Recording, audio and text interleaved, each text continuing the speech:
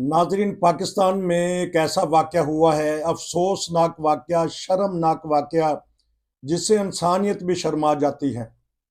वहाँ जिंदा तो जिंदा जो फौत शुदगान है, उनकी इज्जत और एहतराम और अदब का ख्याल भी नहीं रखा जा रहा।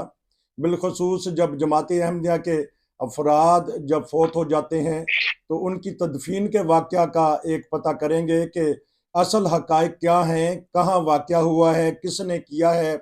इस बारे में मैं चलता हूँ, क्राइम्स रिपोर्टर है पाकिस्तान।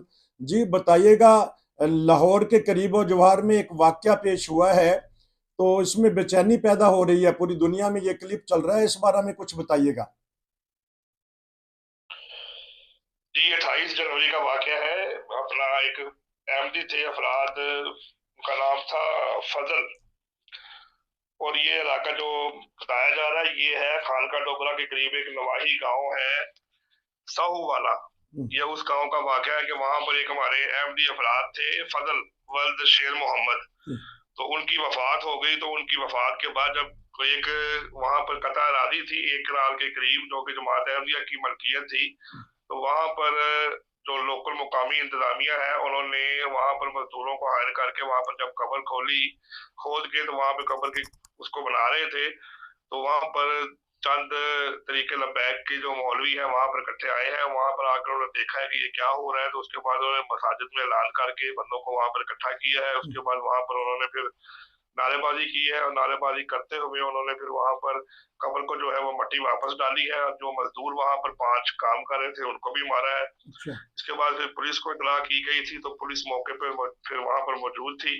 तो पुलिस ने आकर फिर जो है वहां पर सारे मामले को रफा दफा किया था। और उसके बाद फिर उन्होंने मुकामी इंतजामिया को ये कहा था कि यहाँ पर हालात अभी ऐसे मुनासिब नहीं है कि आप अपनी जगह पर अपनी जो ये अफराद जिनकी वफात हुई है उनको दफना सके। तो आप बेहतर यही है कि इनको कहीं और जाके दफना दे। तो उसके बाद फिर उनको यहाँ से दूर लेके जाकर रबुआ में उनकी तदफीन की गई। जमीन भी अपनी, मलकियत भी अपनी, और तो ये किस तरह का वाकया हो गया?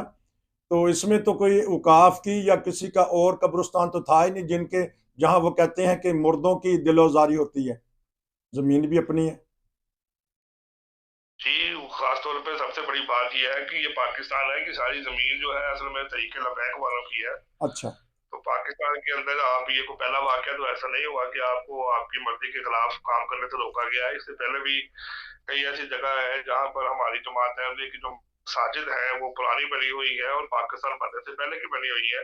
को 50 साल है, कुछ 60 साल की है। तो वो जितनी भी जो प्रॉपर्टी हमारी बनती है वो सारी हमारी जमात की जाती प्रॉपर्टी होती है। उसमें कोई ऐसा काम जो कि आप प्रॉपर्टी के लिहाज से कह सकते हैं कि मलकियत के लिहाज से वो नहीं है। ये सारा काम जो है ये इसी तरीके से हो रहा है। लेकिन यहाँ पर बदकिस्मती के साथ, क्योंकि शरपसंद अनासर ज्यादा है और शरपसंदी ज्यादा पाई जाती है, इसलिए लोग फौरी तौर पर वहां इकट्ठे होकर तो एक अपना फर्ज समझते हैं कि ये इन लोगों को इस तरीके से नुकसान पहुंचाया जाए या इनके साथ दिलादारी की जाए। तो जो शर पसंद हैं, जो ऐलानात मस्जिद में होते हैं, तो जो मस्जिद की इंतजामिया है ऐसे ऐलानात होने ही क्यों देती है कि जिसकी वजह से शर फैले या दंगा फसाद फितना हो? देख ली आप बात को शायद समझ नहीं रहे कि मस्जिद की इंतजामिया अहमदी तो नहीं है कि अच्छा। वो अलाना ना होने दे। मस्जिद की इंतजामिया तो सारे बाहर के लोग हैं, हम्म। अहले सुन्नत के लोग हैं, तरीके लबैक के लोग हैं। अच्छा। जब एक एक इलाके में लोग जो है वो सारे इस किस्म के रहते होंगे तो वहां पर आपको प्रोटेक्ट कौन करेगा। हम्म। हम्म। तो फिर मुकामी तौर पे जो रहने वाले हैं अहमदी अहबाब, तो उनमें तो पाई जाती होगी बेचैनी और थोड़ा सा खौफ भी होता होगा, तो क्या रिपोर्टें आ रही हैं?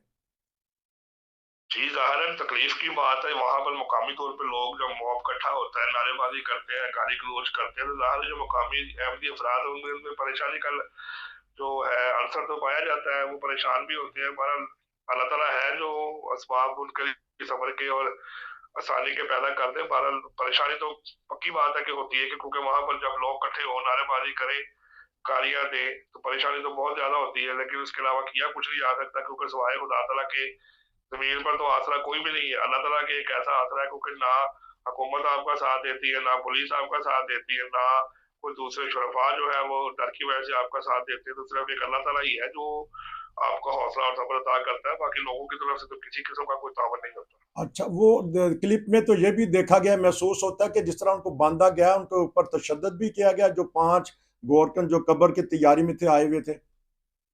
जी बिल्कुल, उनको पहले मारा गया है, मार के फिर उनको साइड पर बैठा दिया गया है।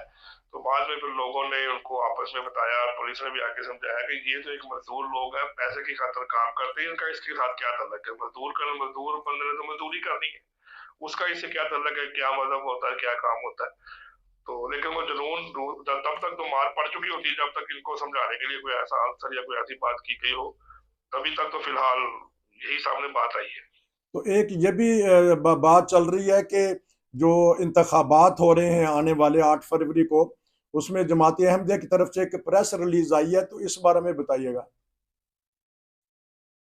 जी बिल्कुल, एक प्रेस रिलीज जारी की गई है जिसमें ये कहा गया है कि क्योंकि पाकिस्तान के अंदर जो है बदकिस्मती के साथ वोटर लिस्ट के अंदर जो लिस्ट बनाई गई है उसके अंदर जो सिख है, मसीह है, पारसी है, वो सब जो है उनको उन्होंने एक ही लिस्ट में रखा हुआ है। जबकि पाकिस्तान में जो अहमदी अफराद है सिर्फ उनको उन्होंने जो है एक अलग सी लिस्ट बनाई गई है जिसके ऊपर उन्होंने लिखा हुआ है कि ये कादियानी मर्द है, कादियानी औरत है।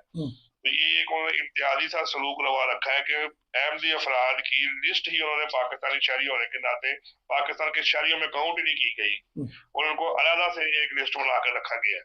तो इस वजह से फिर जमात अहमदिया की तरफ से ये एक प्रेस रिलीज आई थी जिसमें उन्होंने कहा था कि जमात अहमदिया ने मजहबी बुनियादों पर इम्तियाजी सलूक रवा रखे जाने पर आम इंतखाबात 2024 से ऐलान ला तरक्की का इजहार किया है और अकीदे के खिलाफ की बना पर सिर्फ अहमदियों के लिए ही अलग वोटर लिस्ट वादे तौर पर इम्तियाजी सलूक की एक बड़ी वजह है। तो क्या, क्योंकि आपकी नज़र इर्द गिर्द रहती है, तो क्या महसूस करते हैं, क्योंकि इंतखाबात भी हैं, रैलियां भी निकलती हैं और मजहब भी, इंतहा पसंदी भी इन इलेक्शन में हिस्सा ले रहे हैं, तो तशद्दुद का भी खतरा होता है किसी मजलूम के ऊपर हो जाए। कई ऐसे वाकयात हुए हैं कि नून लीग की पार्टी है जी, उनकी पोलिंग ऑफिस के ऊपर दफ्तर बने हैं उस पर किसी ने फायरिंग कर दी है, कोई एक जख्मी हो गया, कभी किसी जगह के ऊपर गाड़ी पे फायरिंग कर दी गई है। तो ये तो वाकया जब होते रहते हैं, तो क्योंकि ये जो एक पार्टी है वो दूसरी पार्टी को कतई बर्दाश्त नहीं करती, तो वो यही कहती है कि हमारी जो लीडरशिप है वो कामयाब है और वो मुस्तकबिल के लिए अच्छी साबित होगी। तो इसलिए फिर एक आध दो वाकया जो है वो तशद्दुद के या फायरिंग के होते रहते हैं।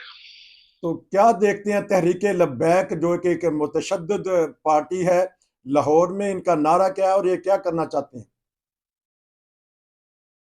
बस उनका तो एक ही मोटिव है कि जी हम अपने मुल्क के अंदर जो है इस्लामी नफाज को राइज करना चाहते हैं, इस्लामी कानून को नाफिज करना चाहते हैं। तो नफाज इस्लाम की खातिर आप टीएलपी को जो है इनका इंतखाबी निशान करील है, तो वो यही कंपेन करते हैं कि आप करील को वोट दें ताकि ये लोग हमारे मुंतखब हो सके और फिर आके यहाँ पे दीन मोहम्मदी के तहत जो इस्लामी कानून, शरई कानून बनते हैं उसको नाफिज कर सके ताकि हमारी बालादस्ती हो।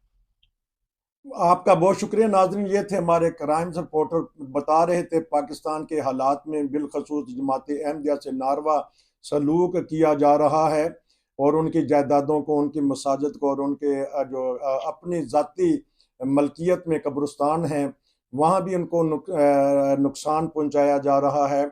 और ये हाल ही में जो वाक़या हुआ उसके ऊपर तफसील से उन्होंने बताया कि ये कहाँ वाक़या हुआ है।